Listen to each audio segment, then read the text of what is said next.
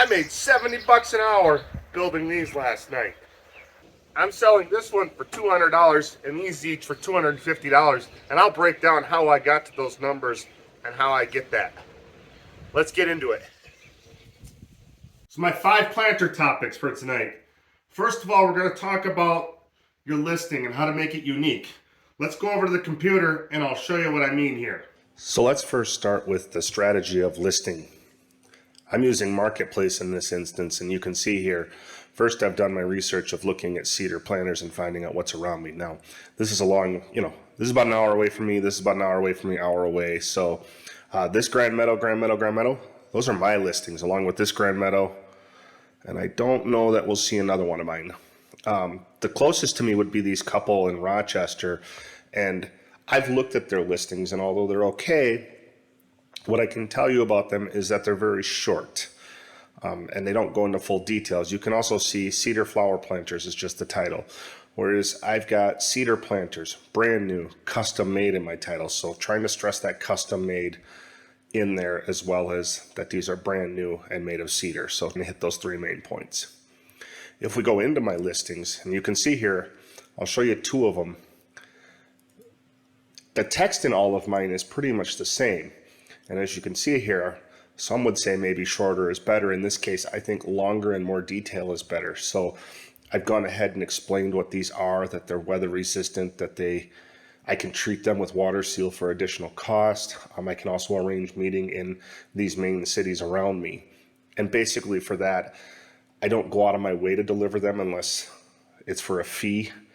I will say though, Rochester is a half hour for me. It's the biggest city near me. If I'm going up there to purchase boards, I will bring planters up there and say, hey, you want to meet me at Menards at this time on this night, and I will go ahead and bring those to you. So I try to be flexible in that, especially if I'm going there anyways, I might as well bring them. As far as this, I can say, I've said that I have sizes from the small one to the large one, and you can see I have pictures of all these different ones in here. So a lot just have one picture, and I'm trying to vary it up, different backs, different sizes, different variations. Also one that a customer of mine planted, so I show that. Same with this one.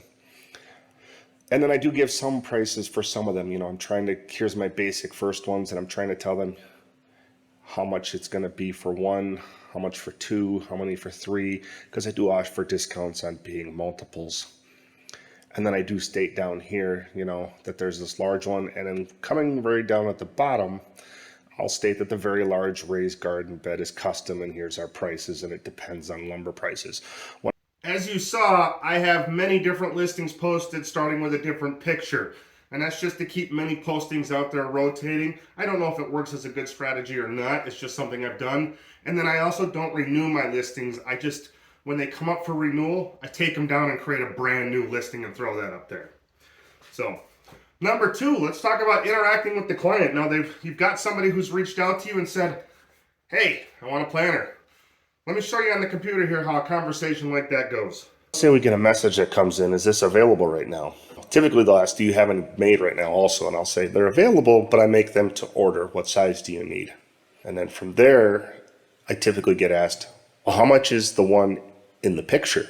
What picture are you talking about? So I'll ask them, which picture, can you send it to me? Or I'll try to send them that one and say, hey, is it this one? Once we get that straightened out, I will tell them, that is this size and the price on it is this much. And I'll usually throw in trying to get to the point of when I'll have it ready, because I've already told them I'm making them to order, that I've got this many orders already, but I should have it done by this time. I try to keep it within a week and not go over that at all, so that I'm not putting anybody too far out. From there, I basically also ask them to confirm that that's what they want when they'll say, I'll take it, or yes, or that's the one. And I kind of repeat back, so you want me to build you one of these for X dollars, and make them give me that confirmation. As far as deposits, I don't take them on items that are 200 or less. I just have not had to worry about it. When we start getting into multiple planters, 500 and above, I usually will ask for 50% up front to cover the material cost. So just to reiterate, ask for that confirmation. Get them on the hook And then it's up to you on deposits. Like I said, I don't take a deposit on anything less than $200 because I don't want to have to deal with it. I get asked a lot, how do you calculate the cost of a planter? So number 3, I'll show you how I go about doing that. Yes, I do have some spreadsheets. I am an IT guy, so I tend to go that way, but I think a lot of woodworkers do. So let me show you how I do that here on the computer. Come into my planter board calculator, and as you can see, I have all kinds of tabs down here. So this is my basic 15 by 15 box, and I've noted what all my cuts are going to be, and it tells me that's a 3-board planter. I've kind of just fudged this number because I know what I was selling them at, which was $45. I just made it work at my hourly rate of $40 per hour. But it's 3 boards. Here's a 4-board. Here's, one that's a little taller becomes a 5-board, and I know that's 55 it comes up to, but I usually sell it at 50, I think. In any case, as you can see, I've got all different kinds of sizes down here, and I've got them calculated out, but what my cuts are going to be, it adds it up, gives me a total number of boards, add 1 board, and then I guesstimate my hours. This comes from a lot of experience on building these so far for 3 years, that I know that this one's roughly going to take me 2 hours. I give myself a little extra time, and I price it at $150, and that's what I'll tell them. It's $150. I don't tell them the calculations on how many boards it's going to be. I don't tell them my hourly rate. I don't feel it's necessary for a planter. I just tell them I sell that planter for $150. A lot of these numbers came based off of the 6x2x3, where I basically calculated it out, came out at 17 boards plus 1 in case there's a mistake or something. Gives me 18 boards total times 4, $72 in materials, 3 hours times 40, $120, and we round it to 200. What I'm not accounting for in this formula is sales tax. I'm not accounting for shop supplies like towels, glue, brad nails, screws.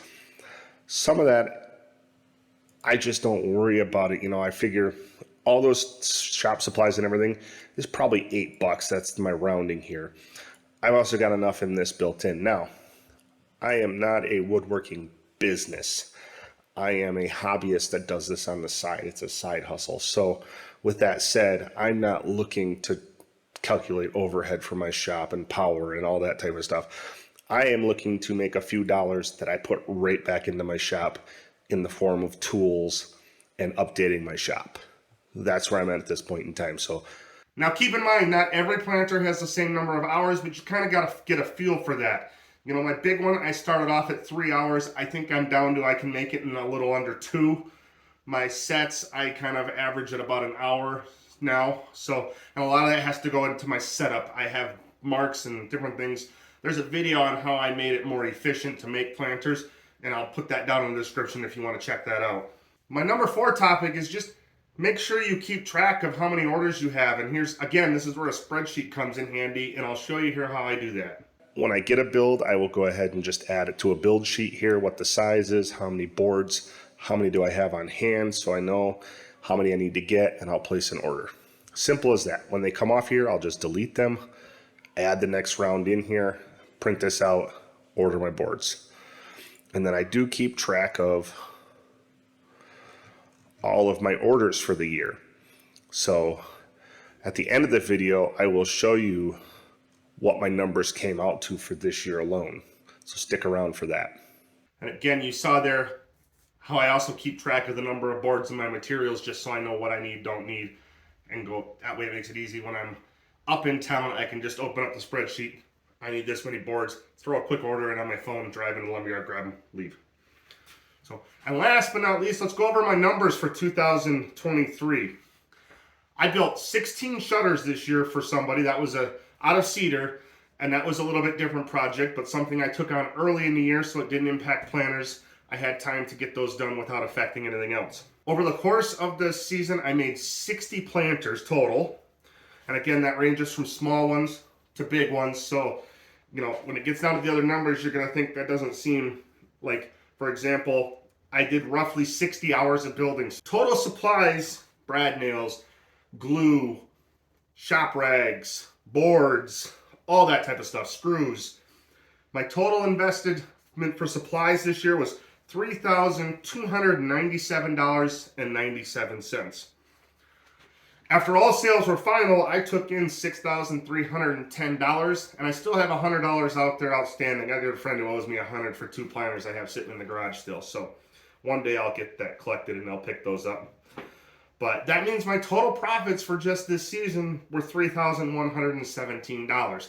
Now, as a hobbyist, I don't really look at that as profits. All of that is going back into this shop, whether it be tools, redoing this wall, paint, upkeep, electrical. I'm investing all of it right straight back into here. I did not keep how many hours I worked on a running total, basically. What I did keep track of is I know that I averaged anywhere from $45 to $70 an hour on projects.